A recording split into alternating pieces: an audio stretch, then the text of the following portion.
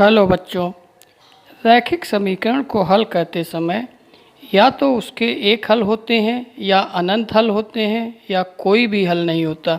इस स्थिति को अच्छी तरह समझने के लिए आपको रैखिक समीकरण को प्लॉट करना होगा कि प्लेन पे वह किस प्रकार से प्लॉट होता है। इसके बाद आपको स्थिति समझ में आएगी कि किस स्थिति में हमारा रैखिक समीकरण योग हल होगा या हल नहीं होगा।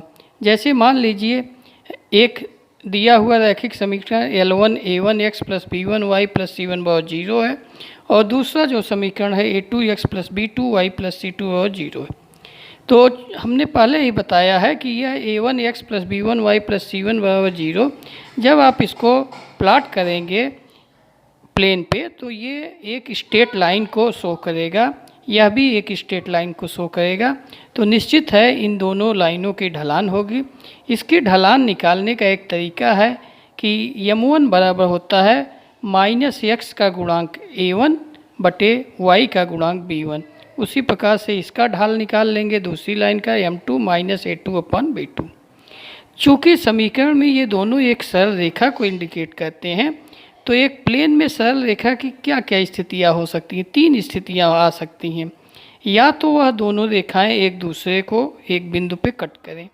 यह बिंदु पे कट उस समय करेंगी जब निश्चित रूप से इन दोनों का ढलान यानी ढाल अलग अलग है, यानी M1 is not equal to M2। तो जब M1 और M2 इक्वल टू नहीं होगा तो गुणांक के टर्म में क्या लिख सकते हैं। M1 को लिख सकते हैं minus A1 upon B1 is not equal to minus A2 upon B2। या A1 A2 को एक जगह कर लीजिए तो A1 upon A2 B1 upon B2। यानी जब एक सॉल्यूशन मिलेगा तो A1 upon A2 is not equal to B1 upon B2। तो निकाय का यह अद्वितीय हल होगा जो कि अल्फा बीटा है।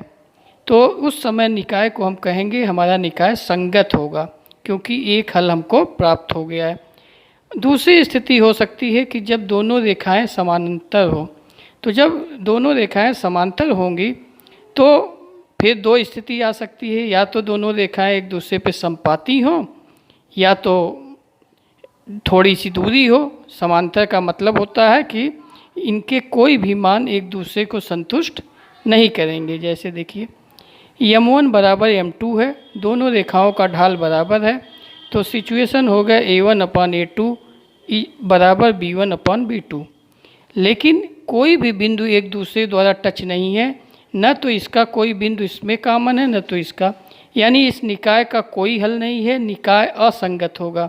यह इसलिए आता है क्योंकि A1 अपान A2 बराबर B1 अपान B2 तो है ही, साथ में C not equal to C1 upon C2 है।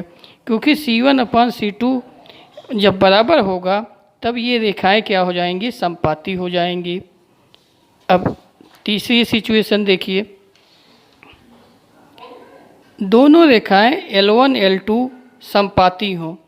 संपाती होने का मतलब यह है कि इनका ढलान क्या होगा, ढाल M1 बराबर M2 होगा और M1 अपान M2 आपने किया तो A1 upon A2 B1 upon B2।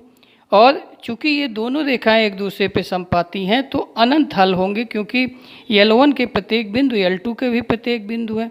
ऐसी स्थिति में C1 अपान C2 भी बराबर होगा, यानी A1 upon A2 B1 upon B2 बराबर C1 अपान C2। बेटा ये जितना भी अभी डिस्कशन हुआ इसको हम एक जगह सूचक चार्ट द्वारा आपको समझाते हैं और इतनी चीज़ें आपको हमेशा याद रखनी होंगी।